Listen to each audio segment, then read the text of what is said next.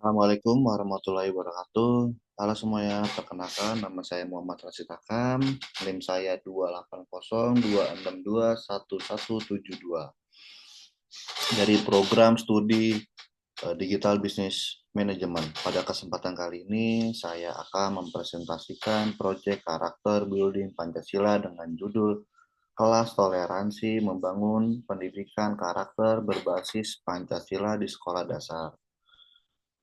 Proyek ini tidak hanya relevan dengan mata kuliah yang sedang saya ambil, tetapi juga mendukung tujuan pembangunan berkelanjutan, yaitu pendidikan berkualitas. Tujuan dari presentasi ini adalah menunjuk bagaimana nilai Pancasila dapat diterapkan secara nyata dalam pendidikan anak-anak sejak dini.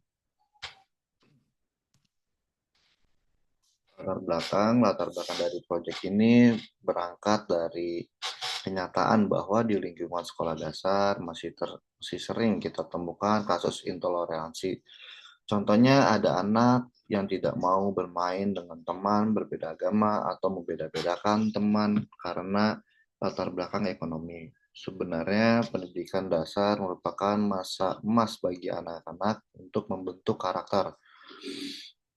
Oleh karena itu, jika sejak dini sudah diajarkan untuk menghargai perbedaan, maka mereka akan tumbuh menjadi pribadi yang terbuka dan inklusif. Ini sejalan dengan SDG nomor 4, yaitu memberikan akses pendidikan yang inklusif dan adil bagi kita semua. Selain itu, Pancasila, terutama sila ketiga Persatuan Indonesia dan sila kelima keadilan sosial, menekankan pentingnya pembangunan persaudaraan tanpa memandang perbedaan. Ini adalah kenapa proyek ini penting untuk dilaksanakan. Dua, perumusan masalah itu ada dua. Bagaimana menerapkan intoleransi sejak dini di sekolah dasar. Yang kedua, apa metode pembelajaran efektif untuk menghargai perbedaan.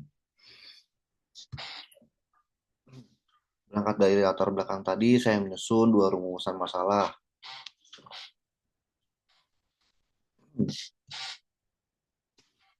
Lalu hasil temuannya, untuk menjawab pertanyaan tersebut, saya akan melakukan observasi sederhana dan berdiskusi dengan guru serta siswa.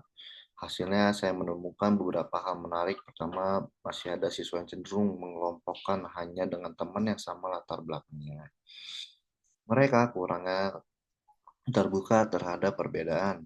Kedua, dari sisi guru, ternyata memang masih jarang ada materi khusus yang menekankan pada pentingnya toleransi. Biasanya hanya disinggung sekilas dalam pelajaran PPKN, belum menjadi pembiasaan dalam kegiatan sehari-hari di kelas. Namun saya juga menemukan hal positif, yaitu anak-anak ternyata sangat cepat memahami nilai toleransi ketika disampaikan melalui kegiatan yang menyenangkan. Misalnya melalui permainan, berkelompok, cerita, bergambar, dan berdiskusi ringan. Hal ini membuktikan bahwa pendekatan kreatif lebih efektif untuk menanamkan nilai toleransi dibandingkan hanya dengan ceramah. Solusi yang ditawarkan program kelas toleransi yaitu storytelling, memberikan storytelling ada storytelling tokoh yang menunjukkan toleransi, yaitu bercerita tentang tokoh nasional maupun dunia yang dikenal menjunjung tinggi nilai toleransi. Melalui cerita, anak-anak bisa mengambil teladan secara tidak langsung. Yang kedua, permainan kelompok lintas perbedaan yang mengharuskan mereka bekerja sama dengan teman yang berbeda latar belakang. Permainan ini mengajarkan kerjasama dan saling menghargai. Yang ketiga, diskusi mini. Setelah kegiatan, siswa diajak berbagai pengalaman. Bagaimana rasanya berteman atau bekerja sama dengan teman yang berbeda. Di sini anak-anak belajar mengungkapkan perasaan dan menghargai cerita teman yang lain. Yang keempat, integrasi dengan pelajaran PPKN. Guru bisa memasukkan materi toleransi ke dalam pembelajaran sehari-hari. Sehingga pesan ini tidak berhenti di suatu di suatu kegiatan saja, tapi terus terulang menjadi kebiasaan. Refleksi pribadi. Melalui proyek ini, saya pribadi banyak belajar hal, menyadari bahwa nilai toleransi memang harus ditanamkan sejak dini. Karena kalau menunggu sampai anak dewasa, kebiasaan yang sudah terbentuk akan sulit diubah. Sebagai mahasiswa, saya juga merasa punya tanggung jawab ikut terlibat dalam pendidikan karakter bangsa. Proyek ini membuka mata saya bahwa peran kita bukan hanya mempelajari teori di kampus, tetapi juga bagaimana membawa dampak langsung kepada masyarakat. Pengalaman ini membuat saya semakin meyakini bahwa Pancasila bukan sekedar ideologi, tapi pedoman hidup nyata yang bisa diterapkan dalam konteks sehari-hari. Terutama di dunia pendidikan, saya sering merasa lebih termotivasi untuk terus menanamkan nilai toleransi dalam kehidupan pribadi maupun sosial.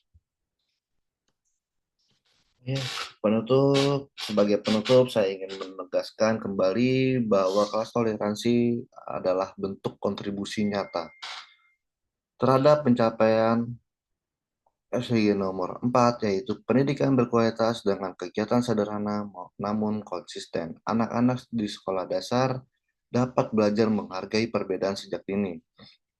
Harapan saya, jika program itu dilakukan terus-menerus, kita harus membentuk generasi muda yang inklusif, saling menghormati, dan berlandaskan nilai Pancasila. Pada akhirnya, hal ini akan menjadi fondasi kuat untuk membangun Indonesia yang damai, adil, dan bersatu.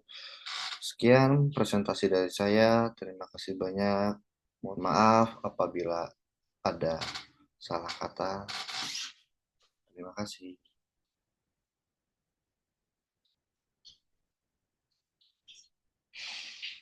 Kawan, ya,